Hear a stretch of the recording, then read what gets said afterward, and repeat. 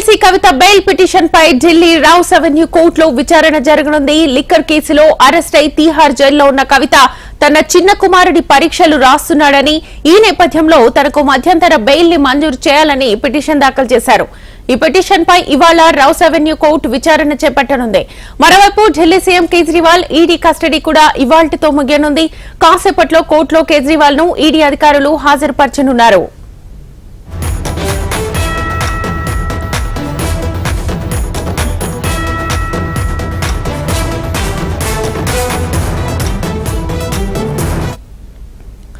ఇవాళ ఎమ్మెల్సీ కవిత bail petition పై Delhi rows avenue కోర్టులో విచారణ జరగనుంది. లిక్కర్ కేసులో అరెస్ట్ అయి తీహార్ జైల్లో ఉన్న కవిత తన చిన్న కుమారుడి పరీక్షలు రాస్తున్నాడని, ఈ నేపథ్యంలో తనకు మధ్యంతర బెయిల్ మంజూరు చేయాలని పిటిషన్ దాఖలు చేశారు.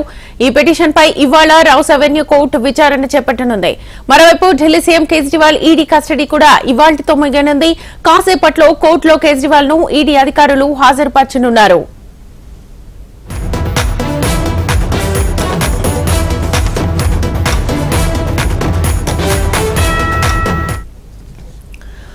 ఇవాళ ఎమ్మెల్సీ కవిత బెయిల్ పిటిషన్ పై ఢిల్లీ రౌస్ అవెన్యూ కోర్టులో విచారణ జరగనుంది. లిక్కర్ కేసులో అరెస్ట్ అయి తీహార్ జైల్లో ఉన్న కవిత తన చిన్న కుమారుడు పరీక్షలు రాస్తున్నాడని, ఈ నేపథ్యంలో తనకు మధ్యంతర బెయిల్ మంజూరు చేయాలని పిటిషన్ దాఖలు చేశారు. ఇదే అంశానికి సంబంధించి ఫుల్ డీటెయిల్స్ మా ఢిల్లీ ప్రతినిధి శిరీష్ లైవ్ ద్వారా అందిస్తారు. శిరీష్, శ్వేత, తనకు బెయిల్ ఇవ్వాలని చెప్పేసి ఎమ్మెల్సీ కవిత దాఖలు చేసిన బెయిల్ పిటిషన్ పై ఈరోజు మధ్యాహ్నం 2 గంటల తర్వాత రౌస్ అవెన్యూ కోర్టులో ప్రత్యేకంగా విచారణ అనేది కూడా జరగనుంది.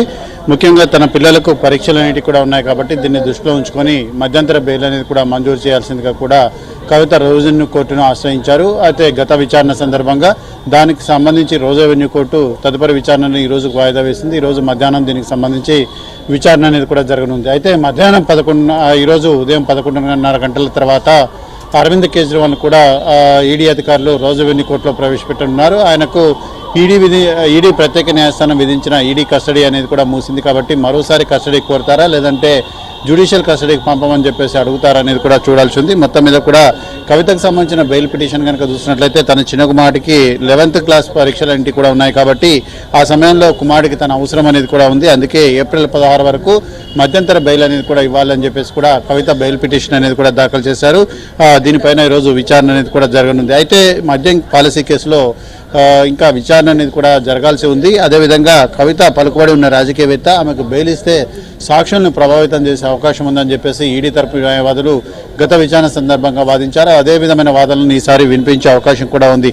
అయితే ఆమెకు బెయిల్ ఇచ్చినట్లయితే ఆమె సాక్షులను ప్రభావితం చేసే అవకాశం ఉంది కాబట్టి ఆమెకు బెయిల్ ఇవ్వద్దు అని చెప్పేసి కూడా ఈడీ ఈరోజు మరోసారి కోరనున్నట్లుగా కూడా సమాచారం. అయితే గత విచారణ సందర్భంగా ఇరువైపులా వాదనలు విన్న తర్వాత దీనికి సంబంధించి తదుపరి విచారణను ఈ రోజుకు వాయిదా వేశారు. అయితే సుప్రీంకోర్టు సూచన మేరకు సాధారణ బెయిల్ పిటిషన్పై కూడా విచారణ చేపట్టాలని చెప్పేసి ఆమె తరపు న్యాయవాదులు సుప్రీంకోర్టులో ఏదైతే వచ్చిందో ఏదైతే సుప్రీంకోర్టు చెప్పిందో దాని ప్రకారం మధ్యంతర బెయిల్తో పాటుగా రెగ్యులర్ బెయిల్ పైన కూడా విచారణ చేపట్టాలని చెప్పేసి ఆమె తరపు న్యాయవాదులు రౌస్ అవెన్యూ కోర్టును కూడా కోరే అవకాశం కూడా ఉంది.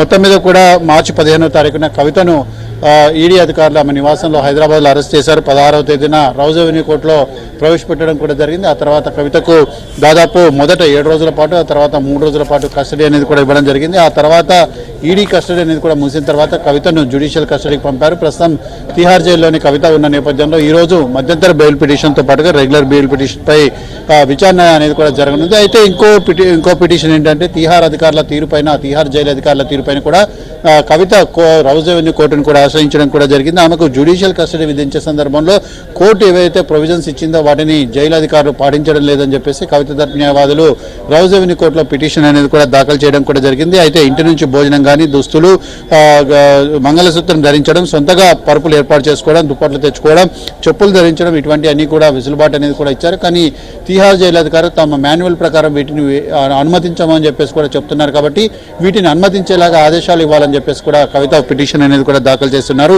దీన్ని ఈ నెల 28వ తారీఖున న్యాయస్థానం దృష్టికి తీసుకెళ్లడం జరిగింది. సో న్యాయస్థానం దానికి సంబంధించిన విచారణను ఈ రోజుకు వాయిదా వేసింది.